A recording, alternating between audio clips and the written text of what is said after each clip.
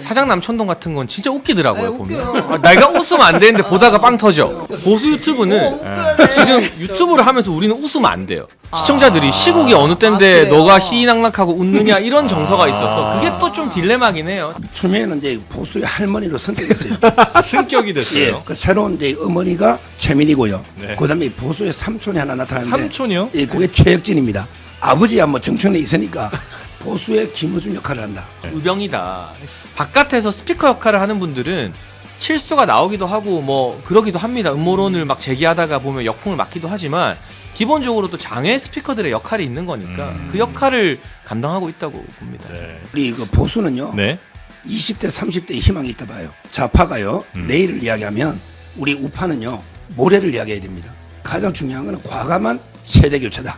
김어준 파가 있고 네. 이동형 파가 있고 네. 최욱 파가 최욱 있는 파가 있고, 거잖아요. 네. 근데 이 삼국지의 스케일에 따라갈 만한 보수 유튜브는 없으니까 20대 30대가 볼 수 있는 컨텐츠를 젊은 유튜버들이 세대 교체를 하면서 좀 만들어가는 게 장동혁 대표가 우리 당을 이끈 이후에 이제 민주당과 격차가 상당히 좁혀졌습니다. 아, 좁혀졌고 장동혁 대표의 리더십이 좀 발휘를 한 그 거다. 물론 뭘- 이제 네. 이재명 정부의 네. 오늘 용기 있는 시도, 용기 있는 기획 여러분과 함께 가보도록 하겠습니다. 저희 장르만 여의도 지난주에 진보 특집 했었고요. 이번 시간에는 보수 특집을 한번 보수의 날선 스피커분들 세 분 모셨습니다. 아 여러분 잠깐만 천천히 나가세요 지금 저기 천천히 나가세요. 아, 네. 천천히, 예, 네, 스텝 바이 아직 스텝으로. 시간이 있습니다, 여러분. 자, 누구부터 소개를 해드리는 게 좋을까요? 이준우 국민의힘 대변인님 어서 오십시오. 예, 반갑습니다. 네, 이준우입니다. 반갑습니다. 네. 당의 입장 잘 알고 계신 분이시죠?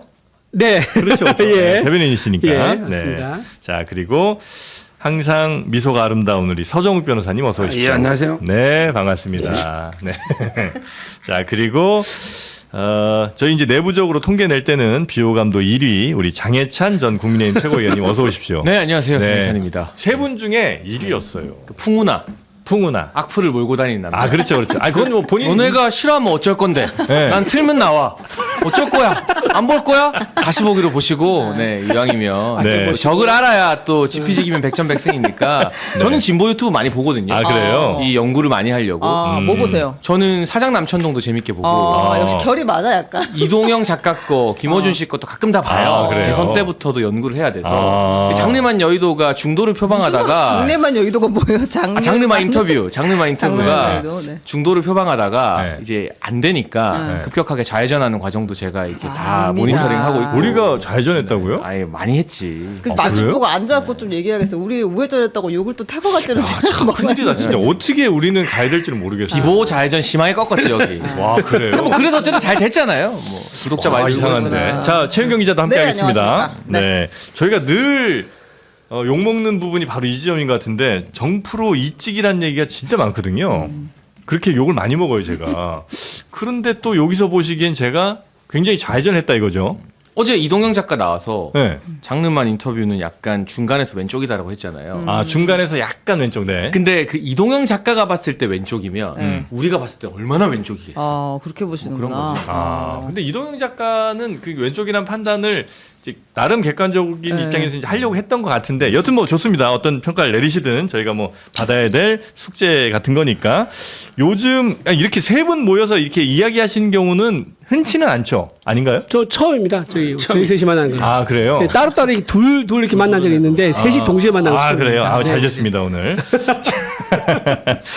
요즘 세 분이 보실 때는 정치권의 제일 중요한 이슈는 뭐예요? 제일 중요한 이슈요? 네, 지금 제일 중요한 이슈. 김현지. 그게 지금 제일 중요한 저는 이슈예요? 금연 제일 좋아하는 겁니다. 김현지. 네네. 김현지 네, 모든 다 안고 부속실장. 있습니다. 네. 혹시 장혜찬 저는 그 부동산이 이제 부동산. 쓰나미가 되고 있다. 부동산. 김현지를 이길 정도로 아. 부동산은 또 이사철이 다가오면 예. 국민들이 다 뚜껑 열릴 거라서 아. 강제적 한동훈화가 되는 거거든요. 아, 네. 이렇게 뚜껑이 강제적 열리거든요. 그래서 이게 지금도 지금이지만 네. 이사철 대목 때 네. 지방선거 직전입니다. 네. 불철이. 그때 부동산이 또 슈퍼 쓰나미가 그때 이제 그래서 지금 이제 부동산이다. 혹시 우리 서정욱 변호사님은 뭐 저는 관세. 관세요? 예, 미국의 경제가 제일 중요하니까 심각하죠. 야, 세 분이 그래도 다 다른 예. 관점들을 갖고 계셔서 너무 좋습니다. 이래서 안 되는 건가 봐요. 공격 포인트를 하나로 봐야 되는데. 보수가 이래서 안 돼요. 네, 서로 다 각자 생각이 다릅니다. 네. 지금. 그만큼 이제 이재명 정부가 많은 일을 벌리고 있다 이렇게 볼 수 있는 거죠. 그렇습니까? 예. 자, 그러면 뭐 이재명 정부에 관한 뭐 비판도 있다 시간을 좀 드릴 텐데 먼저 지금 현재 당대표 장동혁 대표는 꽤 잘하고 있는 건지 아니면 조금 마음에 안 드는 부분이 좀 있으신지 일단 당에 계신 우리 국민의힘 대변인님부터 한번 얘기 들어볼까요? 일단 지지율이 이제 말해주고 있죠. 장동혁 대표가 우리 당을 이끈 이후에 이제 민주당과 격차가 상당히 좁혀졌습니다. 아, 좁혀졌고 그래요? 물론 여론조사 업체마다 이제 하우스 이펙트가 있는 업체가 있고 아니면 네. 그래서 조금씩 다르긴 합니다만 네. 어떤 곳은 오차 범위 내 좁혀지기도 했고 여전히 어떤 곳은 오차 범위 밖에서 네. 격차가 있는 곳도 있습니다만 과거보다는 훨씬 격차가 많이 좁혀졌다. 이게 이제 잘하고 있다. 장동혁 대표의 리더십이 좀 발휘를 한 거다. 물론 뭘- 이제 이재명 네. 정부의 네. 이제 패착도 있죠. 네. 이제 부동산 정책이라든가 아니, 상대적 김현지 반사이익도 문제라든가 있지만. 그런 것 때문에 반사이익도 얻는 것도 있지만 네. 장동혁 대표가 아닌 만약에 네.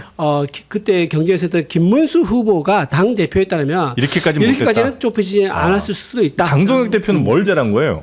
일단 싸우는 거. 싸우는 일단 얼마 전에 우리 국감이 시작되기 전에 예. 그 장외 투쟁했지 않습니까? 예, 예. 그때 이제 대전, 대구, 부산, 서울 이렇게 했었는데 굉장히 많은 사람들이 모여 있었어요. 그리고 투쟁을 잘했다. 투쟁을 잘했었고 그리고 예. 그분이 뭐 전당대회에서도 유명했죠. 마이크 잡으면은 사자호가 장난이 아닙니다. 그래서 장동혁 대표의 재발견 이런 얘기도 나왔을 정도였었고요. 뭐 김민수 최고도 잘했었지만 네. 그런 것들이 좋았었고 그리고 딱 엑시트가 좋았어요. 이게 뭐냐? 바로 국정감사가 있었기 때문에 그 싸우는 열기를 그대로 원내로 끌고 와서 원내에서도 밖에서 못지않게 장외투쟁 못지않게 잘 싸우고 있는 모습을 매우 보여주고 전략적인 있다. 선택들도 잘하고 있다. 예, 그렇게 생각합니다. 혹시 우리 장희찬 전 최고께서는 네, 저도 합격점 주고 그렇습니까? 싶고요. 그러니까 결국 최종 점수는 지방선거 재보궐 결과를 봐야 되는데 네. 사실 장동혁 대표 당선 전만 해도 지방선거는 보나마나 폭망이라는 분위기가 보수 진영 내부에서 있었거든요. 예. 그러니까 볼 것도 없다. 집권 1년차의 선거를 무슨 수로 이기냐. 근데 어쨌든 장동혁 대표 체제가 들어서면서 뭐 투쟁력이 강화되고 당내 내분이 좀 많이 줄어들긴 했어요. 네. 그러니까 이번 주에 나온 서울경제 인터뷰 등을 보면 소위 말하는 친한계 세 약화 그리고 뭐 예전에는 집안 싸움으로 너무 시끄러웠는데 그런 이슈들이 많이 줄어들었다는 점. 또 국민의힘 상황이 이게 정상적인 상황에서 장동혁 지도부가 출범한 게 아니라 비상 상황에서 집이 다 불타고 막 난리가 난 상황에서 들어섰다는 그런 점을 감안해 보면 예. 어려운 상황에서 어쨌든 지금 다시 주춧돌부터 놓고 있는 상황이거든요. 그러면 단계를 또 잘 밟아가고 있다고 평가해줘도 그 될 집 것 같습니다. 불태운 사람은 누구예요, 근데? 뭐 여러 가지 원인이 있죠. 그러나 다발성 화재군요. 그러나 중요한 건 예. 그 정치권 정당이라는 집에는 늘 불들이 붙어요. 근데 불이 났을 때 잘 끄는 게 중요하군요. 식구들끼리 그걸 꺼야 되는데 국민의힘 같은 경우는 저 한동훈이라는 인물이 불 났다 하면서 막 기름을 붓고 한 게 이걸 이제 집구석을 다 태우는 주요한 원인이 됐다. 그래서 그래요? 그 종양을 덜어내는 일에 장동혁 종양이요? 대표가 그 앞장서고 있기 때문에 그런 부분도 보수 지지층 내부에서는 또 긍정적인 평가를 받고 있고요. 한동훈 전 대표 왜 이렇게 싫어하시는 거예요? 아니 집안을 말아먹었으니까. 한동훈 전 대표가 말아먹은 거예요? 그러니까 기본적으로 네. 그 비상계엄 이전부터 네. 계엄 유발자라고 불리거든요. 그러니까 이게 단순히 어떤 민주당이나 이 소위 말하는 좌파 언론이 정권을 방해해서뿐만이 아니라 네. 그 어려운 현실에서 정부를 서포트해줘야 되는 여당부터가 민주당보다 더 독한 행보를 보였던 것이 그 원인이 아닌가라고 국민의힘 당원들은 많이 생각을 하고 있고. 계엄 유발자라고? 그렇죠. 그리고 결정적으로 탄핵 국면에서 네. 약간의 시간도 벌지 않고 어쨌든 본인 스스로 내란이라는 단어를 가장 먼저 꺼내고 탄핵에 도장을 찍어버렸잖아요. 그런 행위 등이 집안의 상속은 제일 많이 받았는데 부모님 등에 칼을 꽂은 그런 큰 형을 보는 기분이랄까. 그래요? 상속 받을 거 있는 대로 다 받아먹고. 그게 지금 국민의힘 다수의 인식이에요. 그러니까 장동혁 대표가 기적적으로 전당대회에서 승리한 거죠. 사실은 누가 봐도 정치 공학상이나 체급으로는 김문수 후보가 이겼어야 되는데 거기가 한동훈한테 손을 내밀었다. 그리고 한동훈 전 대표가 김문수 후보를 지지했다는 게 오히려 영린이 되면서 네. 역전 드라마가 만들어져서 그게 보수층 내부의 그래요? 주류 정서라고 볼 수 네네, 있죠. 알겠습니다. 자, 우리 서정 변호사께서는 장혜찬 대표래. 장동혁 대표 되나요? 언제가 대표 될 겁니다. 네, 장동혁 대표에 대한 평가 혹시 여쭤봐도 될까요? 예, 저도 뭐 90점 이상 나중에 그렇습니까? 긍정적으로 주고요. 저는 전당대회 때도 네. 장동혁 대표 상당히 밀었습니다. 출연도 저희 TV에 같이 하고요. 아, 네네. 그리고 이제 이거 특히 정청래 대표하고 많이 비교되는 것 같아요. 어디 뭐 연설하고 오셨어요, 근데? 아, 목이 원래 어색해, 원래 어색해. 아니, 다른 때보다 더 하시. 유튜버잖아요. 지금 네. 아트에 벌써 4개 녹화하고 오셨대요. 아, 진짜. 근데 이거 정청래 대표는 중도층을요 네. 계속 떠나가게 만들잖아요. 정청래, 그러니까 민주당 대표는 중도층을 떠나가게 하는데 민주당에서. 그런데 정동혁 대표는 중도층을 계속 끌어안고 있어요. 이렇게 여러 여론조사나 네. 수치를 보면 나오고요. 그다음에 개인적으로도 천지일보, 코리아 정보 리서치 보면요. 천지일보요? 예, 의뢰한 네. 코리아 정보 리서치를 보면 네. 몇 주째 전체 여야 통틀어서 대선 주자 1위를 달리고 있습니다. 누가요? 장동희 대표가. 진짜요? 그거 안 봅니까? 갤럽만 봅니까? 아니, 지금 못 우리는 봤는데. 갤럽이랑 골고루 좀 리얼- 드셔야 돼. 코리아 정보 편식하면 안 돼. 천재를 아, 못 진짜 본다고. 아니, 장동혁 대표가 1위라고요? 예. 예, 그 맞아요. 몇 주째. 예, 맞습니다. 그래요? 예, 맞습니다. 예. 전체 1위 범야 뭐 할 거 없이. 예, 그럼 1위가 장동혁 대표고 2위가 예. 누구예요? 조국. 예, 2위가 조국? 예, 조국, 김민석 뭐 이렇게 나오죠. 그러니까 이제 의미 있을 때 우리가 여론조사 얘기하겠습니다. 우리 이거 한번 네, 네. 다루긴 했었어요. 근데 네, 이제 네. 인지도를 지금 사실 제일 사람들이 중요하게 보는 것 같다 정도 평이 있었고. 네. 근데 이제 그러면 다들 장동혁 대표에게 이제 합격점을 주셨으니까 윤석열 전 대통령 10분 면회한 것도 그럼 최선의 선택이었다 이렇게 봐야 돼요? 그러니까 할 거면 지금 해야죠. 아. 그러니까 이거를 예를 들면 장동혁 대표가 안 하겠다고 했다가 갑자기 한 게 아니라 네. 전당대회 때 이게 공약 중 하나였어요. 예. 그러면 공약을 파기할 것이냐 공약을 지킬 것이냐에서 장 대표도 아마 많은 논란이 있을 걸 예상을 했겠죠. 비판이 있을 것이다. 그런데 이거를 그러면 지방선거까지 핑계대고 뭉갤 것이냐 약속을 지킬 것이냐 해서 후자를 선택한 거고 약속을 지키기로 했으면 뭐 연말 연시라던가 지선 직전이라던가 하는 것보다는 하루라도 빨리 해서 네. 논란이 일어나는 것도 그냥 막고 가고 네. 또 지지층한테는 약속을 지켰다는 거 보여주고 그럼 더 일찍 그게 했었어야 되는 건 아니에요, 혹시? 근데 이제 특별면회 노력을 하다가 그게 안 돼서? 성사되지가 않아서 일반 면회로 선회했다고 알고 그러면 있습니다. 최선의 이제 선택을 한 그러니까 것이다. 할 거였다면 지금 하루라도 일찍 하는 게 맞고 네. 이건 제 의견이 아니라 이번 주 쭉 언론 리포트들을 보면 네. 생각보다는 국민의힘에서 그로 인한 내분이 커지진 않았다. 좀 조기 수습이 됐다라는 평가들이 많이 나오더라고요. 당내에서 이렇게 반대 목소리가 꽤 나오지 않았었어요? 김재섭, 정성국 2명 정도인데요. 네. 김재섭 의원은 늘 그러는 분이니까 당내에서 반향이 크지는 않고 친한계에서 막 단체로 들고 일어날 줄 알았는데 네. 정성국 의원만 한마디 하고 약간 네. 머쓱해졌고 네. 오히려 한동훈 전 대표도 라디오 나와서 나 이제 당내 다른 정치인들 비판 안 하겠다. 아. 약간 꼬리를 마는. 그러니까 이 내분이 막 당을 흔들 정도로 격화 안 되고 아니었다? 조기 수습됐다는 게 대체적 언론의 평가인 것 같아요. 그러니까 그때 면회 당시에는 근데 김계리 변호사도 화내. 예, 그래서 양쪽에서 다 욕 먹고 있다 이런 얘기가 있긴 그러니까 그 있었거든요. 변호인단들은 실수를 한 거죠. 그러니까 변호인단은 입이 없어야 되는데 뭐 그래서 보수 진영 내부에서는 그 변호인단이 또 욕을 많이 먹었어요. 아, 그렇습니까? 그 변호인단 좀 얘기 이제 들은 바로는요. 예. 그 이제 면회 갈 때 소통 창구가 따로 있었대요. 예. 그 소통 창구가 되는 변호인이 있고 안 되는 변호인이 있을 거 아닙니까? 소통 창구 당연히 하나잖아요. 그러면 네네네. 나머지 다수의 변호인들은 조금 섭섭한 거예요. 내가 그동안 이제 대통령 가장 가깝다 생각도 열심히 있었었고, 해드렸는데. 내가 여기서 이제 좀 역할도 하고 싶고, 좀 네. 이걸 계기로 해서 어떤 기회가 되면 또 도약도 하고 싶고, 정치권도 진출도 하고 싶고, 뭐 이런 것도 있을 수 있거든요. 네. 그런데 이제 그 소통 창구가 된 그 변호인 그걸 또 내용을 또 함구로 한 거예요. 진행되고 있는 과정 속에서 막 얘기가 새면 안 되니까 거기에서 약간 섭섭해하는 그런 분이 좀 있었다 그러더라고요. 그런 분들이 공개적으로 좀 얘기를 한 게 아닌가 싶은 생각이 들고 그래요? 특별면회 그거는요. 그 지금 특별면 어쨌든 그 안 받았지 않습니까? 그 결정 누가 하냐면 특검이 하거든요. 근데 이 특별면을 2번, 3번 시도한다 해가지고 특검이 마음이 바뀌는 게 아니에요. 그러면 나중에 어떻게 문제가 되냐면 아니 특별면 안 되는 거 왜 계속 신청하면서 안 가느냐? 일부러 안 한 거 아니야? 그러니까 일부러 특별면 고집해서 면회 안 하려고 하는 거 아니냐 이런 지적을 받을 수 있는 거예요. 그러니까 당장 될 수 있는 거 일반 면회는 당장 될 수 있으니까 네. 그런 전략 차원에서 당초 약속을 했던 거를 지키기 위한 그런 의미에서 일반 면회 방법을 택했다. 그리고 인간적인 도의상 어쨌든 뭐 현재 재판을 받고 있는 중이긴 하지만 우리가 이제 배출했던 정당에서 배출했던 대통령이니까 네네네. 인간적 예의상 찾아뵙는 거 그것도 저는 뭐 괜찮다고 생각합니다. 근데 저는 특검하고 법무부가 너무 옹졸하다 봐요.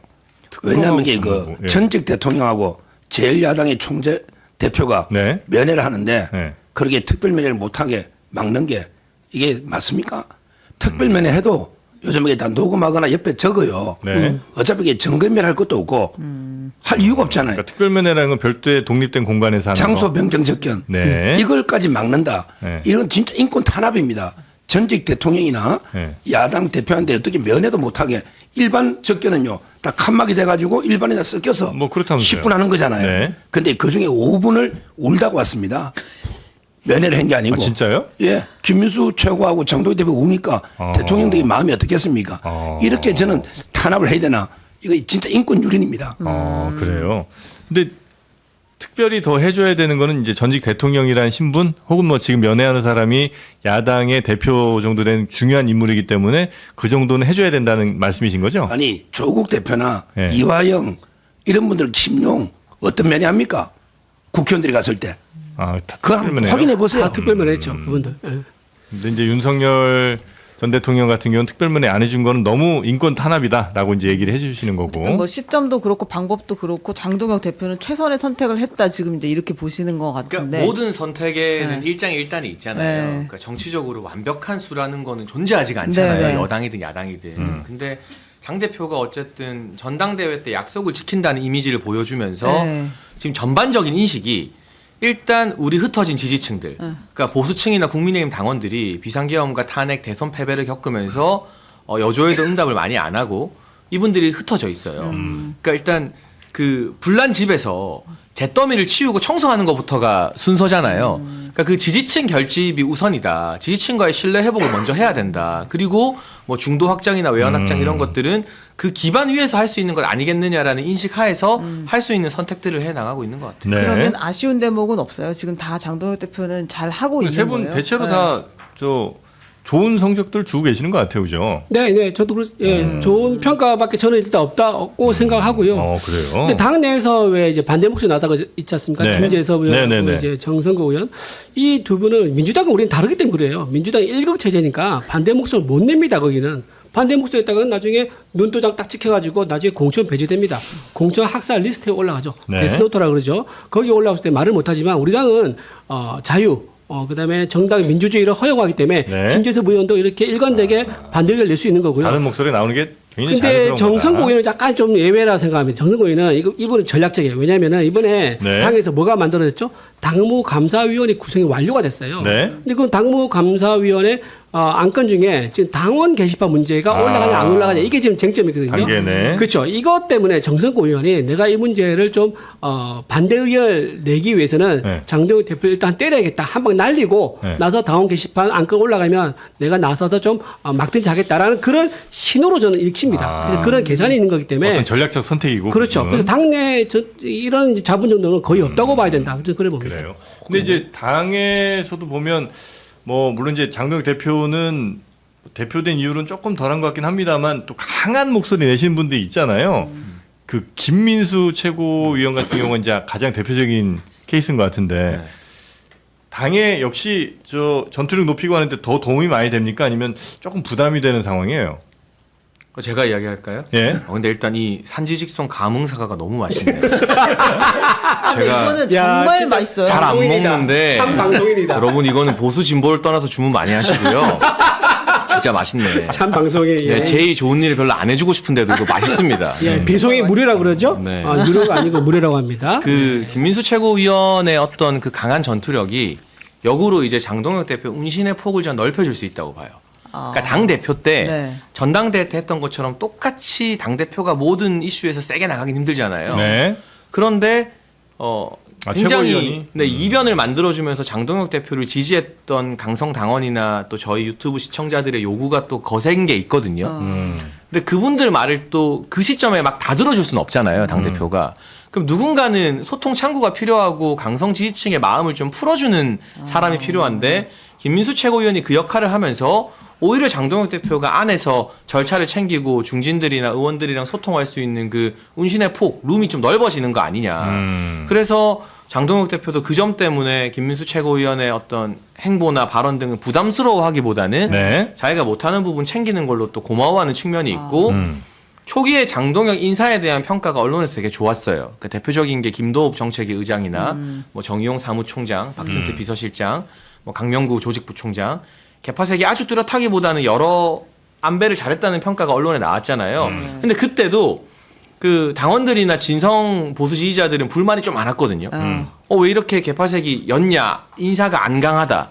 근데 그런 것들을 또 김민수 최고위원이 방송 다니면서 뭐 이런 이유가 있다 저런 이유가 있다 하면서 해칭을 많이 시켜줬거든요. 네. 그러니까 지금은 부담이 된다기보다는 오히려 장 대표가 약간 중간을 더 나중에도 네. 더 신경 쓸 수 있게 오른쪽을 그냥 김민수 최고위원이 대신 채워준다라는 롤로 서로 이해를 하고 있는 것 같습니다. 네, 근데 네, 원래 네. 처음에는 이 대표와 그 최고위원 관계가 그렇게 가깝지 않았던 것 같이 보이는데 가면 갈수록 오히려 두 사람이 더 손을 잡고 있는 거 아닌가 이제 이런 생각이 들어서 장동혁 대표는 전략적으로 아마 하루에 한 번씩 그 한 칸씩 좌클릭을 할 거다 이제 본인 이렇게 얘기를 했었는데 실제 지금 그렇지는 않잖아요. 보고 있으면 오히려 더 두 사람이 강하게 손잡고 있는 모양새 아니에요? 그러면 한 발 밖에서 보면 왜 저기까지 갔지 이제 이런 생각이 들 때가 더 많아요. 근데 그게 뭐 인식의 차이일 수 있겠는데요. 일단 제가 계속 이야기하는 것처럼 중도 확장이나 외연 확장을 하기까지는 아직 지지층 결집이 그런 너무나 시점이 아니다. 부족하고 아우. 지방선거가 중요한데 네. 총선은 보통 65% 투표, 대선은 75% 투표인데 지방선거는 한 50% 초반 투표입니다. 그러니까 투표율이 전국 선거 중에 제일 낮아요. 이런 투표 성향에서는 지지층을 강력하게 결집시켜서 투표장에 끌어오는 게 더 효과적인 전략일 수 있는 거 아니냐 네. 그런 계산도 있겠죠. 그 조금 처지는 것 같아서 좀 여러분의 힘 날 수 있는 질문 하나 좀 드리겠습니다. 가장 우리 편인 것 같은 민주당 사람 누굽니까? 예를 들면 뭐 정청래 대표일 수도 있고 최민희 위원장일 수도 있고 뭐 추미애 위원장 등등 여러 돋보이는 분들이 좀 있잖아요. 그 중에 저 사람이 이렇게 해주니까 우리 국민의힘 오히려 저 다 도움이 된다라고 생각하시는 분 누굽니까? 단연코 저는 추미애 위원장이죠. 추미애. 보수의 어머니 추미애 어머니 위원장이고 추미애. 우리가 바람 앞에 나부끼는 위태로운 촛불처럼 보수가 위기에 빠졌을 때 내가 나서서 구해줘야겠다라고 하시는 분이 저는 추미애 위원장이다. 추미애 위원장이 그 독단적인 이제 상임위 운영 있지 않습니까? 네. 그리고 기자도 퇴장시키고요. 네.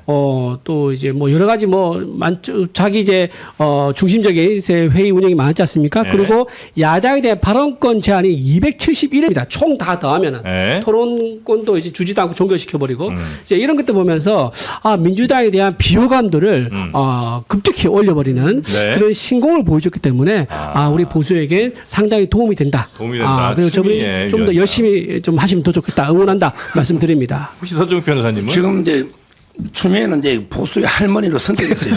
승격이 됐어요. 예, 보수의 할머니고. 대왕 대비 마마 이런 거 느낌. 예, 새로 보수 어머니는 이제 그 우리 최민희? 과방 예. 위원장 최민희. 이번에 MBC까지 보도본부장까지 퇴장시켰잖아요. 예. 이거 큽니다 지금. 민주당 지도부에서도 유익 있게 보겠다. 네. 그 새로운 이제 어머니가 최민희고요. 네. 그다음에 보수의 삼촌이 하나 나타났는데 삼촌이요? 예, 그게 최혁진입니다. 최혁진. 참 그것도 아버지야 뭐 정청래 있으니까 이럴 정도에 요즘은 다 이게 호칭이 바뀌었어요. 할머님 저 추미애 어머니, 삼촌까지. 어머니는 최민희 삼촌이 최혁진. 최혁진. 근데 저는 지금 현 시점에서는 네. 이상경 국토부 차관 이상경. 그리고 복귀양 의원님 복귀하세요. 15억 정도는 서민이다. 서민이다. 그리고 뭐 이상경 차관 같은 경우는 사과했지만 진화가 안 되고 있죠. 오죽하면 박지원 의원이 사퇴하라고 막 노발대발 화를 내시던데 부동산 이슈 내로남불 여론에 불을 지피는 분들 또 강남 두 채 중에 한 채를 아들한테 증여한다는 이찬진 금감원장 뭐 이런 사람들이 부동산 관련해서 앞으로 좀 더 주목을 받는 국민의 입장에서는 참 고마운 분들인 것 같고 지선이 되면 네. 저는 추미애 의원이 이제 경기도지사 후보가 될 거라고 거의 확실하게 전망을 하는데 네. 그러니까 경선에서 김동연 지사가 이기기가 힘들잖아요. 이 당내 지지 기반이 약하니까. 그러면 경기도는 사실 국민의힘이 언감생심인 지역이거든요. 너무 어려워서. 근데 이제 부동산 규제로 경기도 주요 지역도 다 불을 질러놨고 네. 거기에 추미애 장관 전 장관이 경기도 지사 후보로 등장하면 이게 경기도 선거에도 희망이 생기지만 전국 선거에 영향을 끼치기 충분하다. 네. 그래서 지금은 이상경 뭐 복귀양이지만 또 지선이 되면 경기도 지사 후보 추미애가 또 보수에게는 가장 든든한 존재가 될 것 같습니다. 그럼 혹시 거꾸로 민주당에서 제일 고마워할 국민의힘 인사는 누구예요? 한동훈이죠. 끊임없이 이슈를 분산시키고 내분을 만들고 시끄럽게 하고 발목을 잡고 그 한동훈계는 지선이 망하기를 바라고 있으니까. 왜냐하면 지선이 망해야 장동혁 대표를 쫓아내고 자신들이 다시 당권을 잡을 수 있는 거니까 네. 지선이 이기는 방향으로 절대 안 도와줄 거거든요. 그러니까 지금 이 국감에 이 여당 때리는 뉴스가 도배돼야 되는데 교제도에서 치킨 배달하고 뜬금없이 동탄에서 부동산 탐방하고 막 이런 뉴스로 뉴스를 그래요? 빼먹잖아. 우리는 안 빼먹었어요. 나 그래서 약간 당황했어. 왜냐면 우리는 그 뉴스는 다룬 적이 그러니까 아직 없거든. 정신 못 차린 일부 보수 종편들이 어. 그 한동훈한테 배팅했던 사람들이 아직까지 그 미련의 끝을 한 가닥 모발처럼 못 놔두고 그거를 막 치킨 배달을 막 올려 막. 그러니까 그게 이제 민주당 입장에서는 고맙지 뉴스가 분산되니까. 아이, 비아냥 하지 않습니다. 우리 신채공감 하지 일단 않아요. 한동훈 두 분도 비슷해요? 저는 저도 이제 한동훈 이제 공감하고요. 근데 또 한 분이 김상호 의원이었는데 지금 건너갔지 않습니까? 네. 건너갔기 때문에 뭐 그분을 빼고 하면 이제 한동훈 의원 정도. 아니 그 정도로 당에 해 한다고 생각하면 그냥 당적을 파버리시거나. 그 이제 당원 감사 하죠. 당원 게시판 감사가 국감 끝나면 진행되니까요. 아 그거 해서 만약에 뭐 결과가 좀 나오면 파버리실 거예요, 호적? 아니 뭐 윤리위에서 판단하는 거지만 만약에 가족들이 여론 조작했다는 게 당무감사로 드러나면 그거는 중대 범죄죠. 제가 그거를 말씀드릴 수 있어요. 그 이제 8명의 뭐 팔동훈 얘기 나왔지 않습니까? 그게 어디서 이제 나왔느냐? 그걸 네. 당에서 한번 조사를 한 적이 있는데 한 곳에서 나왔어요. IP가 하나예요. 네. 그거는 제가 말씀드릴 수 있습니다. 경기도 모처에 있는 PC 한 대에서 8개 아이디가 들어와서 썼다. 그거는 제가 확인해 드릴 수 있습니다. 하나의 PC요? 예, 하나의 지역도 PC죠. 아니고? 예, 하나의 PC에서 나와요. 하나의 PC. 그거는 확인이 된 내용입니다. 그리고 이제 당무감사위원장이 이호선 교수거든요. 예. 이분이 상당히 강성 우파입니다. 옛날에 사전 투표 없애야 된다는 네네네. 소송도 하고요. 이분이 이번에 6명 위원을 다 바꿨어요. 네. 그래서 아마 바로 착수가 될 거고, 그다음에 여상원 변호사도 네. 윤리위원장인데 이분도 이 강성 우파입니다. 그래서 아마 한동훈은 운명이 끝난 것 같아요. 당원. 아 그래요? 그렇구나. 그러니까 당원 게시판 이건 무조건 가는 거군요. 그럼요. 내가 정동희 대표도 간다 했습니다. 그렇군요. 그건 한번 지켜보겠습니다. 그거를 안 하면 네. 장 대표의 지지 기반이 허물어져요. 그걸 되게 강하게 원하고 있어요. 네, 그거 하라고 당원들이 김문수 장관 직전 대선 후보가 지는 게 사실 말이 안 되잖아요. 한동훈이랑 손잡아? 그러면 장동혁으로 가자. 우르르 간 거기 때문에 네. 그거를 안 하면 자기 지지 기반이 허물어진다는 그래요? 걸 장동혁 대표가 누구보다 잘 알고 있어요. 근데 그 숫자가 얼마 정도 되는 거예요? 어떤 지지 숫자? 기반이라고 하는 강하게 원한다는 당원들의 숫자는 저는 장동혁 대표를 이번 전대에서 지지한 분들이니까 그러면 한 뭐 20만 정도 되는 거예요. 당원의 절반, 이 투표에 참여한 분들의 절반 정도 이상이라고 봐야죠. 네. 과반 이상 투표한 거니까. 그런데 이제 언제가 당원 게시판 그 문제를 이제 안건으로 다루게 하겠지만 속도는 조금 차이가 날 수 있을 것 같아요. 지금 이제 말씀하시고 보면 곧 이제 할 것처럼 보이기도 하는데 의외로 조금 속도가 더 늦을 수 있겠다. 왜냐하면 지금 대표님이 인사를 다 안 했거든요. 네. 그 지금 특히 최고위원, 지명기 최고위원 그거 안 하고 있습니다. 그리고 나머지 이제 안 하는 것도 상당히 많아요. 정무실장도 그렇고 그렇게 연구도 하네요. 연구 부원장도 그렇고 네. 되게 신중해요. 신중하시기 때문에 좀 이제 시간이 이제 그런 걸 보면 이제 당원 게시판 문제도 장고할 수 있다. 근데 연말 시간이 넘기면 안 걸릴 수 돼요. 있어요. 연말까지는 뭐 이거, 넘기지 연말 않을 수 있겠지만은 넘기면, 네. 그 전에는 아마 하지 않을까 싶습니다. 그렇구나. 네. 신기하네. 그럼 요거 한번 물어볼게요. 네. 이진숙 그 전 방통위원장은 국민의힘의 아주 소중한 그 보배 같은 존재예요. 그렇게 보죠. 네, 어쨌든 그 수갑을 찬 것들에 대해서 거기서 딱 극상한 거예요. 네, 그게 어쨌든 엄청 컸어요. 민주당에서도 경찰이 괜히 이진수 키워줬다 이런 반응들이 막 나오던데. 그러면 수갑 진짜 찬 모습이. 그게 컸죠. 대구시장도 가능한 거예요? 근데 이제 저 개인적으로는 네. 대구시장보다는 대구의 현역 국회의원들이 시장 후보가 되면 그 자리가 비잖아요. 그러니까 재보궐로 국회 오는 게 낫다. 왜냐하면 전투력이 강점인데 시장이 되면은 중앙 정치를 못 하잖아요. 행정을 해야 되고. 네. 그래서 재보궐 자리로 국회의원이 되면 대구에서 과방위에 투하하는 거죠. 그러면 이제 최민희 위원장 김현이랑 원래는 와. 피감 기관이니까 가불관계였다가 너무 어지러지하네. 같은 의원으로 거기서 이제 맞붙는 저격수가 될 수 있으니까 저는 그게 이진수 위원장한테도 도움이 되고 그러니까 대구시장에서 중앙에서 잊혀지는 것보다 오히려 재보궐로 국회 들어와서 최민희 저격수로 계속 몸값을 키우는 게 과방위에서. 국민의힘한테도 플러스고 최민희 의원 입장에서도 흥미진진한 게임이 될 거고. 제가 보기에는 그렇게 되면요 최민희 의원이 상임위를 바꿀 거예요. 제가 보기엔 도망갈 것 임기가 같아. 이제 1년 안 남았으니까 아마 끝나고 바꿀 수 가능성도 있고요. 있죠. 또 하나 조금 그 걸리는 문제가 뭐냐면은 재보궐이요 1년에 한 번이에요. 그래서 내년에 재보궐이 바로 되는 게 아니라 내후년에 보궐이 되거든요. 그러니까 약간 그 기간 텀이 좀 길어요. 대구시장이 그만두고 아닙니다. 그 국회의원이 그렇죠. 시장 출마하면 바로 같이 네, 해요. 맞죠. 네. 아, 그 지방 같이 네. 해요? 아, 그러면 이 괜찮네. 플랜 아주 그러면. 빅 플랜이군요. 아, 그러면 괜찮지. 예, 예. 네, 저번 주에 네. 이번 주에 천지일보가 아까 코리아 정보를 했었지. 거기에 천지일보 새로 기억하세요? 2명이 대권 후보로 나왔어요. 누구예요? 우리 우파 쪽에 2명이. 예. 이진숙도 나왔어. 이진숙하고요. 네. 신동욱입니다. 예, 맞아요. 아, 신동욱 최고위원하고 이진숙 의원이 대선 후보로 이름을 아. 2번 올렸습니다. 네네네. 그만큼 이게 인기가 있고요. 아. 저는 개인적으로 장해찬 최고위원인데 뭐 대구 저도 단체장보다는 보궐이 맞고요. 네. 근데 저는 대구시는 공천만 받으면 되는 지역이에요. 그런데 이진숙 정도면요. 개항에 가도 됩니다. 인천 계양? 예, 계양까지. 어디 가도 안산에 가도 되고 아, 그거 죽이는 어디 거 가도 아니에요, 지금 저는 이게 이진숙? 오히려 수도권에 험지에 가서 한번 이겨버리면 바로 대권자로 아니, 갑니다. 이거 안티세력이야, 지금. 오히려 이게 보기에. 정치는 모험을 해야 돼요. 어. 대구에서 국회의원은 공천만 되면 누구나 되잖아요. 내 운명을 걸어봐라. 저는 생각이 좀 달라요. 네. 그러니까 이진숙 같은 카드는 무조건 살려서 국회에 보내야 되는 네, 이거 카드라고 모험을 봐서 쓸 카드는 아닌 것 같은데. 본인도 대구에서 옛날에 정치 활동을 좀 했었고 어. 아마 대구 보궐 자리가 나면 네. 그러니까 전략 공천 안 해줘도 네. 경선 시키면 지금 국민의힘 지지층에서는 이진숙 위원장 이길 카드가 거의 없죠. 그 이준숙은 굉장히 이제 소중한 우리 당의 보배다, 자산이다. 네. 그럼 전환기는 어떻습니까? 그 장동영 대표가 정의한 것처럼 네. 의병이다. 그러니까 의병. 민주당도 뭐 김어준 씨가 당원은 아니지만 사실 여러 국회의원보다 더 강한 영향력을 행사하고 밖에서 도와주잖아요. 근데 김어준 씨도 막 자책골을 넣을 때가 있잖아요. 막 이상한 음모론을 펼치다가 역으로 맞기도 하고 무슨 사살조니 뭐니 이런 거는 지난 비상계엄 국면에서 민주당도 선을 긋고 막 그랬잖아요. 그러니까 바깥에서 스피커 역할을 하는 분들은 실수가 나오기도 하고 뭐 그러기도 합니다. 음모론을 막 제기하다가 보면 역풍을 맞기도 하지만 기본적으로 또 장외 스피커들의 역할이 있는 거니까 그 역할을 감당하고 있다고 봅니다. 저는. 네. 근데 여전히 하고 있는 거예요? 예전만한 화력이 좀 없는 것 같아서. 지금 또 해외에 계시고 네. 전환기는 저 친구잖아요. 아, 맞아. 아, 그렇죠. 그렇지. 오래된 친구예요. 미국에 있다 그지 일본에 가서 일본에 있죠. 또 네. 1인실 하고 있는데 네. 구독자가요. 지금 67만인가 벌써 70만이 육박합니다. 한마디로 저는 보수의 김어준 역할을 한다. 보수의 김어준이에요? 예. 저 진보 좌파 진영에 김어준 우리 유튜브가 영향을 많이 미치잖아요. 그렇죠, 그렇죠. 그 지령도 내리고. 그러니까 이제 전환길 강사도 그 정도 의병 오. 역할로 뭐 김어준과 같은 역할을 하는 거죠. 아, 파워가 그 정도로 이제 커지고 있다. 보수에서. 똑같지는 않더라도. 네.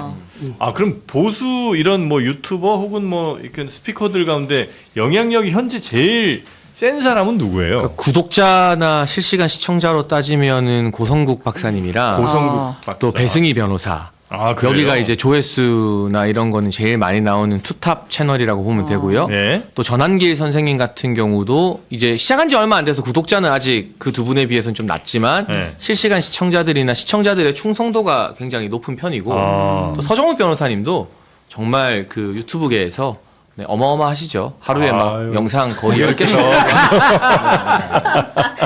진짜 맞아요. 조회수만 보면요. 예. 성창경 그렇지, 이분이 제일 성창경 많아요. TV가 조회수는. 많은 것 같아요. 네. 그래서 성창경 이분은 이제 뉴스를 짤막짤막 소개하잖아요. 예. 자기 주장이나 영향을 보면 고성국 박사가 아. 아마도 이게 오랜 경험도 있고 저는 네. 영향이 더 있다 보죠. 아, 서정욱 변호사님도 꽤 영향력 있는 저는 분이시죠. 고성국 TV 출연하다가 같이 한 거고 아. 저는 그에 비하면 아직 아무것도 아닙니다. 아, 뭔가- 근데 예. 탑 5를 넣자 하면 서정욱 변호사님 무조건 들어가요. 아, 아, 그래요? 그래요? 그 아, 우리가 어떤- 그 가치를 몰랐네, 그동안. 아, 죄송합니다.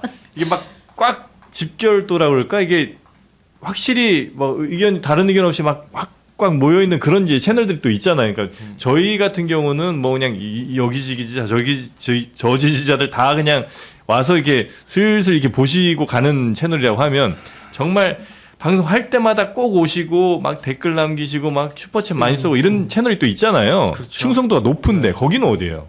고성국 고성국이에요. 아. 한 2만 명 가까이 동생 보니까 이와 비슷할 겁니다. 아까 아. 1부에서 많던데 2부에 많이 빨리 나왔습니까? 네. 지금 한 6천 명 정도 그렇습니다. 나갔습니다. 왜 다 나가서 1부에는 1부에는 많던데 목소리가 허스키해서 그래. 약간 연설적으로 하지 말고. 근데 이제 고성국 TV는 예. 그 후원자 모임을 따로 만들어서 관리를 해요. 아, 그러니까 그래요? 한 달에 그냥 정기 후원하시는 아, 분들이 회원처럼? 또 전국에 지부가 있어요. 뭐 네. 의정부 지부, 뭐 어디 오. 성남 지부에서 거기를 또 박사님이 가서 강연도 하고, 그러니까 오프라인 조직까지 결합돼 있어서 네. 보수 유튜브 중에서는 제일 탄탄한 모델로 자리를 잡아놨죠. 근데 이제 이제 민주당 쪽 이제 유튜브들 보면은 좀 이제 예를 들면 김어준 씨 보지 않습니까? 네. 거기 보면은 의원들은 굉장히 많이 나가요. 한 번에 3-4명 나가고 5명 나갈 때도 네. 있잖아요. 근데 우리 우파 쪽 보면은요, 그 의원들 그렇게 많이 나가거나 적극적으로 나가거나 이러지는 좀 않는 것 같아요. 거기에 비교를 하면. 그러니까 약간 이제 우파 쪽에서는 미디어라면 이제 레거시 미디어를 좀 더 아직까지는 전통적인 쳐주시는구나. 미디어다라고 생각이 있는 것 같은데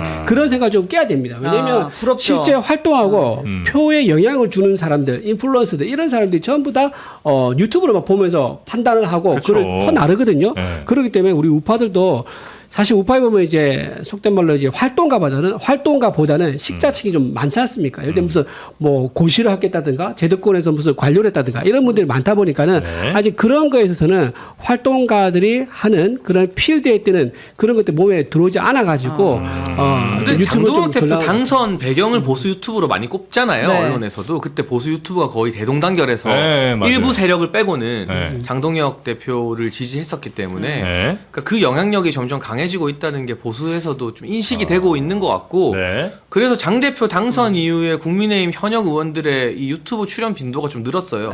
제가 체감하기로는 그 KBS 기자 많이 출신의 이용풍 기자님 TV에도 그 국회의원들이 많이 나오고 네. 그러니까 옛날보다는 좀 많이 늘었다. 네, 네.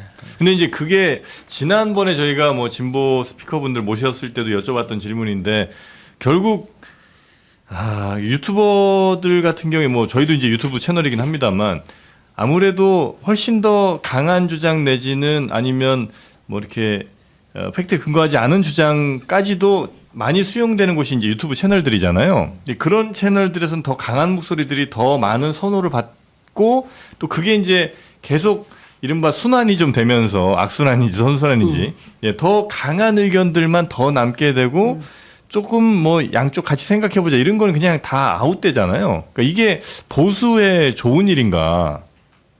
라는 생각이 이제 들긴 하거든요. 근데 이거 보수만의 문제가 아니고 네. 유튜브를 양쪽 다 해보면요. 문제겠죠. 네네. 어차피 이게 중도에서 하면요. 네. 거의 다 빠져나갑니다. 네. 그러다 보니까 이제 우리는 강한 우파 목소리를 내는 거고 네. 또 김어준 씨는 강한 좌파 목소리를 내는 거고 이거는 유튜브의 속성상 네. 어쩔 수 없다 이렇게 보고요. 다만 제가 강한 주장을 해도요. 네. 가짜 주장은 안 합니다. 유튜브를 자꾸 이렇게 근거 없이 가짜 주장 하는 것처럼 생각하지만 네. 그러면 이게 바로 고소당합니다. 제가 고소 한 4-5번 당했는데 아직 기소는 한 번도 안 됐거든요. 네, 네. 바로 요즘은 이게 모니터를 합니다. 네. 따라서 저는 뭐 가짜 뉴스는 유튜브도 없다고 봐야 돼요. 고의적인 거는. 아니 근데 이제 적어도 뭐 이른바 여기 이제 언론사에 계신 뭐 우리 기자님도 계시지만 이른바 데스킹이라는 작업이나 아니면 뭐 팩트 체크를 그래도 이제 최소한 단계들 거치면서 하긴 하잖아요. 근데 유튜브 같은 경우에는 그럴 만한 뭐 큰 시스템이 있지는 않으니까 물론 나름의 어떤 팩트 체크를 하실 수도 있겠습니다만 그보다는 더 주장에 많은 무게를 싣는 경우가 좀 많다 보니까 아니 예, 네. 제가 한마디만 더 하면 네. 저는 이게 팩트 체크가 이미 된 언론의 기사 중에 랭킹 기사를 가지고 방송을 합니다. 그런 식으로. 그러니까 뭐 더 검증이 된 거죠. 그러니까 부작용이 분명히 있죠. 네. 뭐 좌우 가리지 않고 좀 사실이 아닌 것들 또 확인 안 되는 음모론 퍼뜨리고 하는 것들은 위험성이 있는데 네. 그래서 유튜버 중에서도 레거시 출연을 하는 유튜버가 있고 레거시와는 아예 인연이 없는 유튜버들이 있잖아요. 근데 상대적으로 현실 정치권이나 레거시 미디어 출연을 하는 사람들이 유튜브를 하면 네. 그 몸에 방심이 심의 기준이 배어 있어가지고 조금 조심을 하게 되는 네네. 편이라 걸러듣기 좋은 것 같고요.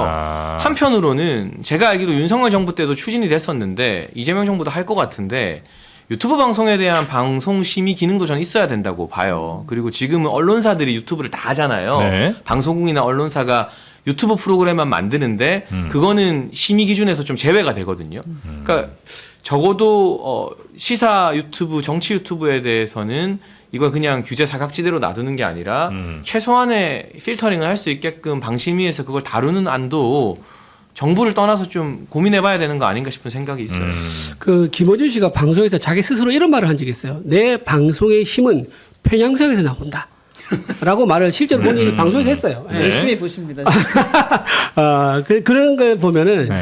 그 편향성을 유지하기 위해서는 그 아까 말한 대로 이제 팩트 체크라든가 레거시 미디어에서 나온 것을 그대로 얘기하면요 네. 평생 유지가 안 돼요. 그러니까 자기가 취재한 거라든가 자기의 상상을 덧붙여야 덧대서 되겠죠. 덧붙여서 얘기를 할 수밖에 없는 거예요. 그러다 예. 보니까 거기서 자꾸 가짜 뉴스라든가 또는 왜곡되게 나올 수밖에 없는 거기 때문에 예. 방금 장영희 최고가 얘기한 것처럼 그 이제 방송 심의 규정에 유튜브도 포함시켜 가지고 이것도 지금 국민들 여론 갈라치기라든가 국민 분열의 어떤 그 씨앗이 되기 때문에 네. 유튜브도 거기에 해당해서 적당한 수준의 모니터를 받아야 된다고 생각합니다. 네, 그거는 이제 뭐 진보 보수를 떠나서 네, 그건 다 마찬가지인 거죠. 예. 근데 약간 부러운 마음이 있나요? 김어준 뉴스 공장이 사실 크잖아요. 사이즈는 네, 사이즈 여기 크죠. 비교가 안 되는 것 같아요. 지금 이제 수익이나 맞아요. 구독자 동접을 보니까 네. 이게 약간 스피커 차이가 엄청나게 큰 것 같은데 그러니까 항상 이렇게 얘기하시는 거 보면 되게 부러워하는 느낌이 시장 있어. 차이가 좀 크죠.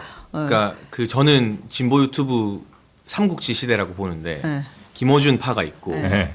또 이동형 파가 있고 네. 최욱 파가 최욱파가 있는 있고. 거잖아요. 네. 근데 이 삼국지의 스케일에 따라갈 만한 보수 유튜브는 없으니까 네. 그러니까 기본적으로 거기는 주 시청층이 좀 40대 50대인 것 같고 우리는 최근 유튜브 스피커 중에는 20대 친구들도 많이 참여하는 게 보수 유튜브의 현상인데 시청층은 좀 60대 70대들이 많다 보니 광고도 일단 진보 유튜브는 엄청 붙고요.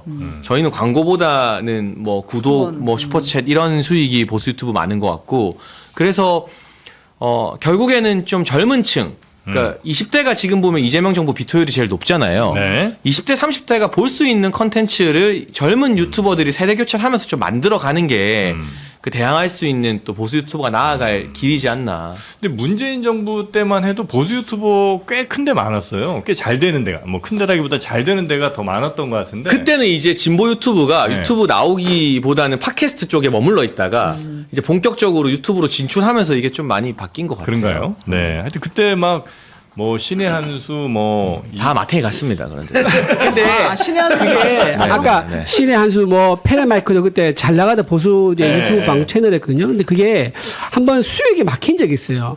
그 이제 속된 수익화 안 되게 말로 노란딱지가 붙은 거예요. 그렇죠. 그러니까 그게 신고를 많이 하지 않습니까? 그러니까 네. 뭔가 작전 세력에 붙어가지고 신고를 일정 수 해버리면 그게 자동으로 수익이 막히는 시스템이 있는 것 같더라고요. 그게 그때 컸죠. 그러면서 몇 개월 동안 제대로 활동을 못 했었거든요. 그리고 그때 가로세로 연구소도 장사 잘 됐고. 네, 그럴 때 나 그것도 한번 또 막힌 적이 있었잖아요. 아, 그래요? 네. 근데 신의 한수 맛이 간 거예요 지금. 마트에 갔습니다.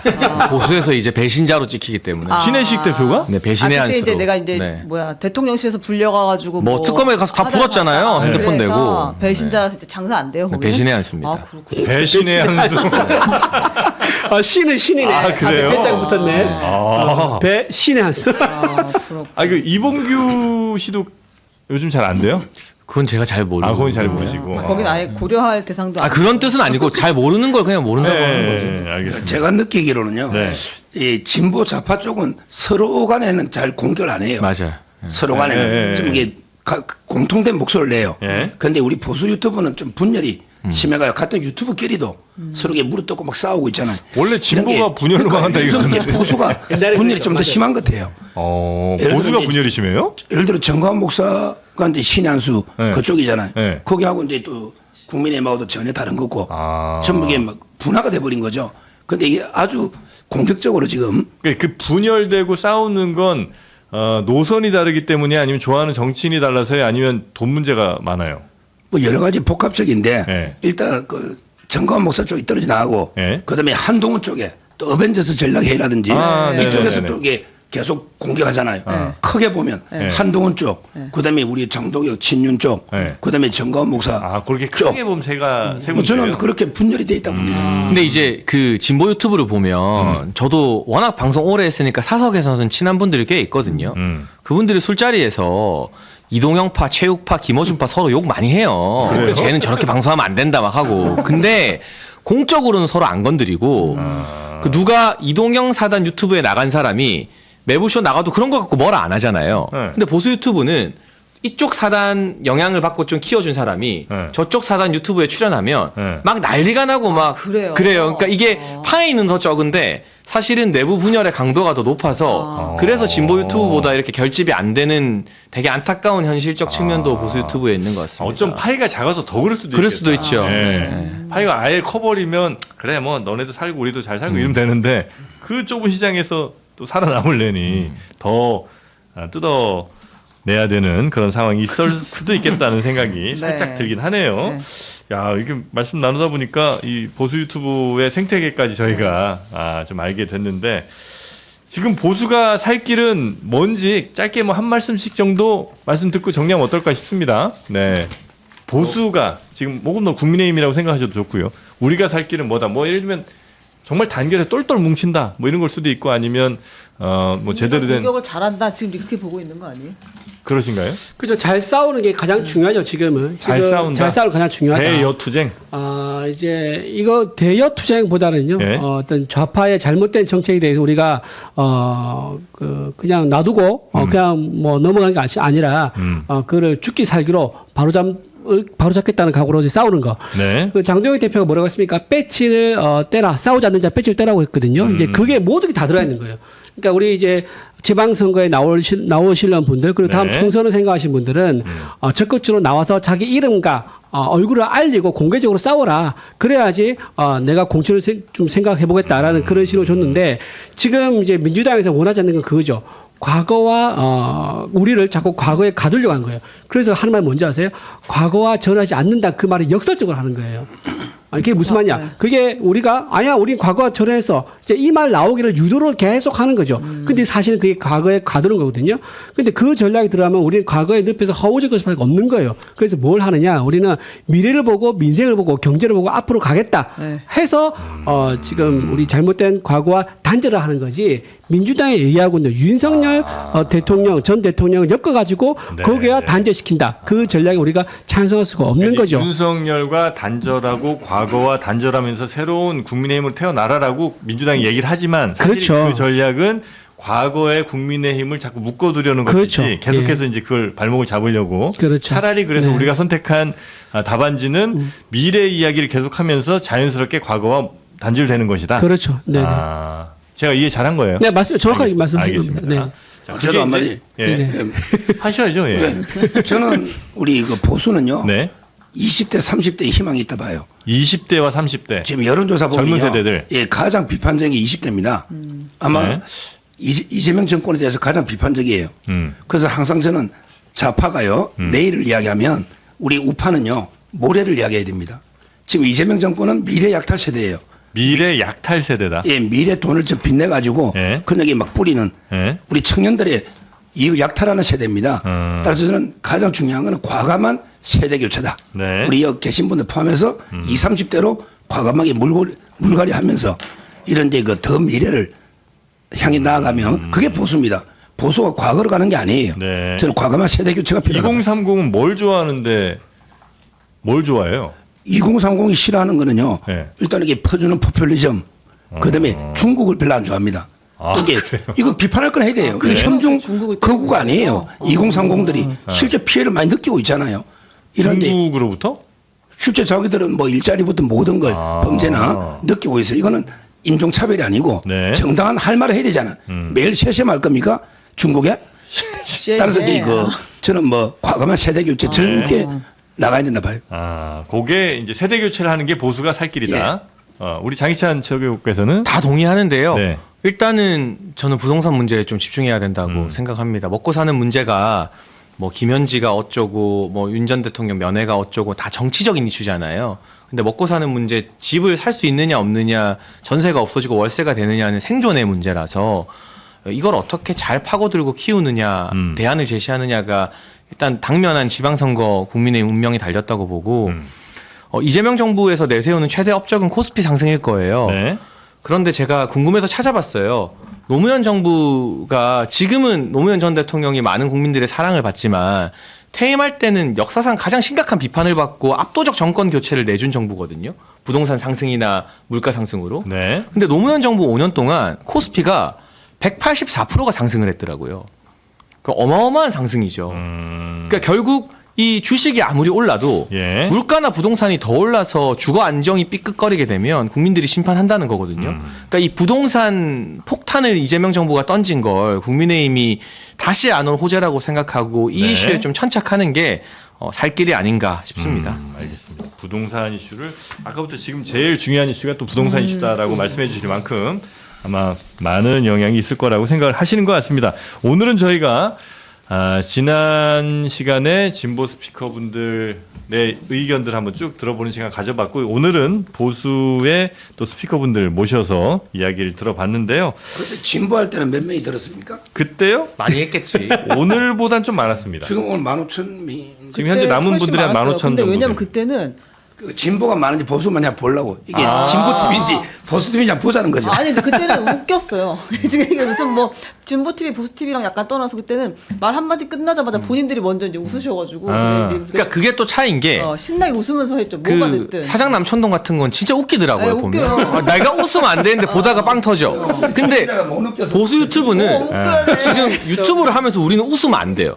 시청자들이 시국이 어느 때인데 그래요? 너가 희낙낙하고 웃느냐 이런 정서가 있어서 그게 또 좀 딜레마긴 해요. 차이긴 하고. 웃으면서 재밌게 할 수가 없군요. 그러면 좀 그러니까. 안 좋아하시는 분들이 아 있어요. 그래요. 우리는 여러분들 오늘 웃길 줄 알고 오신 거였는데 지금 능력이 없어서. 제가 웃을 기회도 한 번도 없었잖아요 오늘. 사실 보수 저 패널 분들 가운데 그래도 좀 밝은 분들, 유쾌한 분들 모신다고 또 네, 모신 그 건데. 질문이 너무 딥해. 뭐 이게 약간 웃을만한 뭐 그래서 그랬나? 뭐, 네, 네. 이거 저희가 좀 반성하겠습니다. 그거 하나 웃겼어요. 그 배신의 한수 그거.